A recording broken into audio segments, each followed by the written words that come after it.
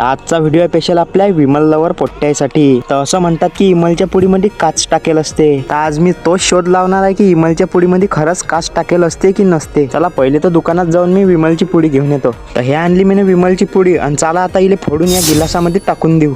का रे बा 10 रुपयाच्या पुडीत तर एवढीशी कस विमल भेट. तर चला यात जरासं पाणी टाकून देऊ. आणि हे पहा हे सोल्युशन कसं रक्तासारखं एकदम लाल लाल दिसून राहिलं. तर चला पहिले तर आपल्याला काच झांबल्यासाठी एक चहा गायाची चायनी पाहिजे आणि एक टिश्यू पेपर पाहिजे. त्या चायनीला आपण या डब्यात ठेवून देऊ आणि तिच्यावर टिश्यू पेपर ठेवू आणि आता या विमलच्या पाण्याला तिच्यातून गाळून घेऊ. आणि हे पहा पुरं पाणी झालं आपलं गाळून आणि वरे वरे विमलचे दाणे दिसून राहिले. तर चला आता याले उन्हात जराभर वाहू देऊ. तर हे वायते तडलोक तुम्ही मला फॉलो करून घ्या कारण तुम्हाला असेच नवीन नवीन व्हिडिओ पाहायला भेटतील. तर चला आता हे वाहून तयार झालं. आता याच्यात आपण काच झांबलू. तर मीने तर कडलोक याच्यात डोळे घालून पाहिलं तरी मला एक बी काचाचा तुकडा दिसला नाही. हे पाहून घ्या बरं तुम्हाला दिसते का एखादा काच. तर काच तर काही दिसला नाही पण हे कसं दिसून राहिलं बघ. आता याचं म्हणजे विमलच्या पुडीत काच नसते आणि विमलची पुडी खात नका जा असं तुम्हाला कोणाही सांगलं तर मला माहित आहे तुम्ही खासा नसते. जाऊ द्या ते तुमची मर्जी खा की नका खा पण मला फॉलो करून नक्की जा.